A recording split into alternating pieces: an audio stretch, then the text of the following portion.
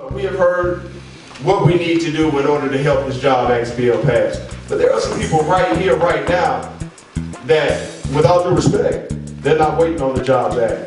That doesn't mean we don't need to help it, but please believe it again, in order to fight this joblessness is from all sectors. All sectors. So without further ado, I'll let this brother speak for himself because he is very capable of doing that. Mr. Brian Beane.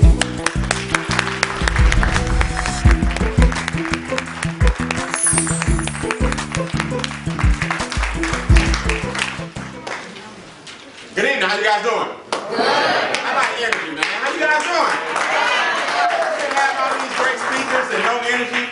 The first thing you got to do that my mentors taught me to be successful is you got to be enthusiastic. You got to stay focused, you got to pay attention, and you got to be enthusiastic. And you got to get excited. You know what I mean? This is not a rally where we just bring a bunch of emotion together. You got to get excited. You got to get excited about your future. So I don't want to sit on the soapbox long. I'm the founder of an organization called Eighth Wonder Enterprises, where we teach people how to get their health back. That's what I do mainly, because wealth and jobs mean nothing if you're not healthy. That's the first thing.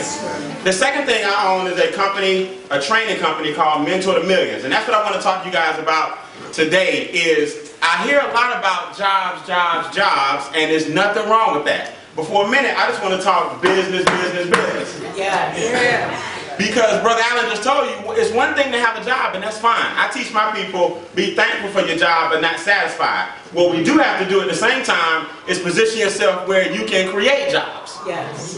I'm a native from Atlanta, right here, went to Morehouse College, graduated in 1997, got my degree in English and hit the glass ceiling within the first 3 months. And realized that the glass ceiling is real until I had a mentor who took me under his wings, showed me how to make residual income, and I retired 14 years ago when I was 22 years old. 22 years old. I say that not to brag and boast. I say that to show you that there are opportunities for you out here to stop looking for someone to give you a job when you can create them simultaneously.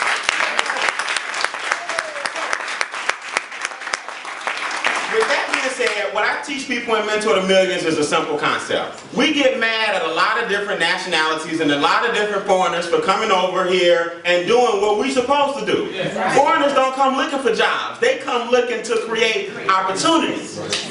America is supposed to be the land of what? Opportunity. So we get mad at other nationalities for doing something that we are supposed to do. Now, I talk bad about America, and we can talk bad about government all you want, but I don't see no boats leaving. That's how I heard. You know, we get mad at the government, we occupy Atlanta, and we get upset, and I get pissed off too. But we're going to get it straight here. Yeah. So, if this is the land of plenty, it's time to do something that a lot of people aren't doing, and that's educate yourself. Yeah. Be an entrepreneur. Don't be afraid of it. Is it scary? Yeah. But wealth is where the unknown is. If wealth was where the known was, we would be wealthy. So you got to learn that wealth and money and abundance and prosperity often lies in the unknown. Wow. Don't be afraid to seek the unknown. So I'll tell you what my mentors taught me. And what I'm doing is I'm starting to pass it. I have a little mentor, he called me last week, or actually he texted me. You know, these days we don't talk no more. We text. True story. Just to show you how you have to change how you think. Mr. Beane, I've been to your house, I've seen nice things, I want to be like you. When I grow up, what can I do to become an entrepreneur? I said 3 things. Number 1, you got to call me back so we can talk on the phone. We can't text business. Number 2, I need you to do me a favor. You need to define the definition of business. Tell me why you want to be a business owner, and tell me why you want to own a business instead of a job. Get back with me and tell me what the difference is. He didn't call me back. I called him back 2 days later. I said, are you ready to give me the answers to my questions? He hit me and said, can I do it after the game? I said, you failed. Rule number 1, entertainers and athletes are already rich. Right. You sitting back watching people with money make money. So you watching the game, you'll go to the game, you'll go to the movies, you'll go to the play, you'll go to all the fancy parties, and can't even afford the cable bill that's allowing you to watch it. So I said, young man, if you're going to work with me, the founder of a Mentor to Millions, I'm going to mentor you. And the first thing I got to do to mentor you is I got to change your mindset. You sought me out as a mentor that told me to call you back after the game. Now he'll get a second shot, but you get one more. Because we gotta toughen up. We gotta change the way we think. It's not hard to get wealthy in America, guys. I've made 7 figures teaching people how to do it. I'm not sitting up here like I'm the richest man in the world. Trust me, I grew up on the South Side, College Park, East Point. I know what it's like to foreclosure. I know what it's like to have no money. I know what it's like to have my lights off. I also know what it's like to go to Aruba. I know what it's like to go to Tahiti. I know what it's like to go to Maui. I've been to Monaco. You can experience both. Right. And ain't nothing wrong with it. And stop letting people tell you that wealth and abundance, you got to be broke in order to help people. No, you don't. The best way to help the poor is to not be one of them. So what am I saying? In school, they won't teach you this. There's several types of business. You got traditional business, corporations. That's fine. Get a job just so you can get your feet wet. You gotta pay the lights, you gotta pay the water bill, you gotta pay the gas bill, you gotta pay daycare, you gotta have health insurance. Nothing wrong with a job. But that's where you get your feet wet so you can turn around and create them. Then you got franchising. Most of us don't have $2.5 million just to own a McDonald's and $500,000 just to get a Dunkin' Donuts, and we don't have that kind of money just laying around. Then you have what I do, which is non-traditional business. That's why I make non-traditional money. Because here's the difference. You have to learn that you can give yourself a pay raise with the money that you currently make. See, a lot of us want to make more money to change our situation, but you own a W-2. A 1099 with a W-2 allows you to have all the write-offs so that you can give yourself a $7,000 to $8,000 a year raise with the money from your job. So you don't have to have a big business with a marquee so you can feel like you're a business owner. Abel Mabel said it best. That's the problem in Atlanta. We all want to look like something. Me and Mark call them prude homes. Prude homes. A lot of people think you got to have a business with you got to have big things and big. You don't. It's not about flash. A business is just a tax ID number in a folder. That's all it is. All you need is a tax ID number and some paperwork. Now, when you drive your car, you write off some of your trips. When I went to Maui, I kept the receipts because I told somebody about my business. So now my vacation becomes something that the government can't tax me on. I went to Monaco, where a hamburger costs $65 US. That's a $65 hamburger. You better believe it came off my taxable income. In fact, everything was on me. You get 2 of them, you get 2 of them too. Because you need write-offs, but you can't do it with a W-2. It's a shift in what? Mentality.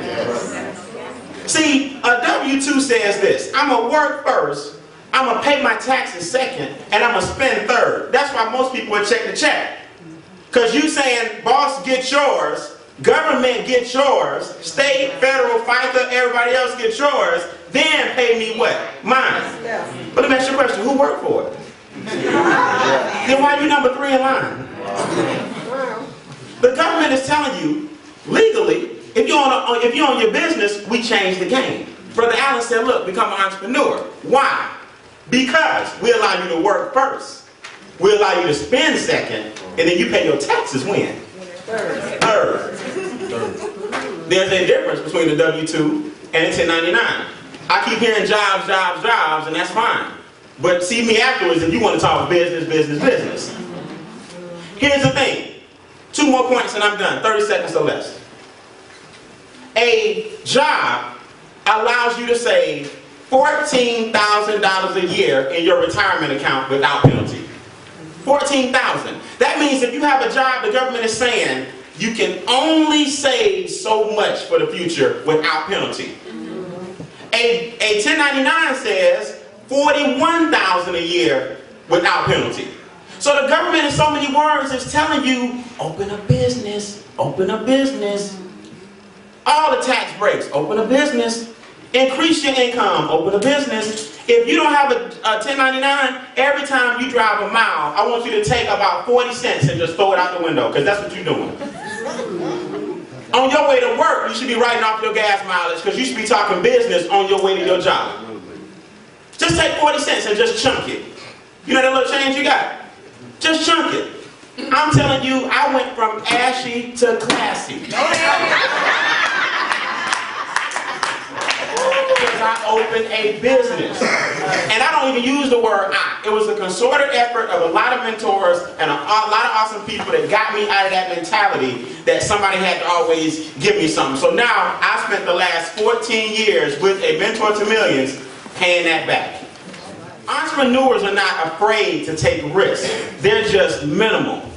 People say, Brian, it takes a lot of money to open up a business. No, it does not. That's why I tell you the money is the money's in the unknown and not the known.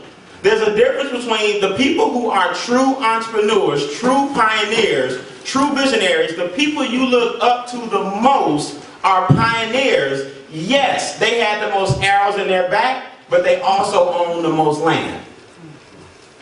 So you got to make a decision today, people, to at least start the journey on changing your mentality. And while Obama and these great organizations, Occupy Atlanta, everybody else, give it up for my man Marcus Coleman. Please do it better than that.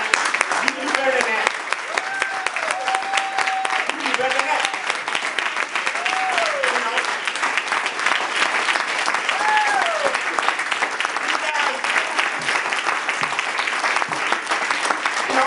You guys are taking time away from their family and friends, and I hear a lot of shout outs to Dr. Durley. That's fine. We need the facility. I hear a lot of shout outs to the people that paved the way. All these gentlemen, Mr. Beasley and Senator Ford, all this stuff is fine. These people paved the way. But at the same time, somebody put the butts in the seats. And you need to surround yourself with people like Mr. Coleman who can connect you with other people so that while you find your job and get on your feet, you know what to do with that money when it comes in so it can make you more money. Money's a tool, it's supposed to work. Money's a tool, it's supposed to what? Work. So for all you guys that are ready and interested in changing your mentality, just hit me up, amentortomillions.com. amentortomillions.com. And I promise you, all I'm going to do is give you what I was given, and that's a life worth living. If you're ready to change your mentality, I promise you the rest is simple. All right, God bless. Let's go. Thank you.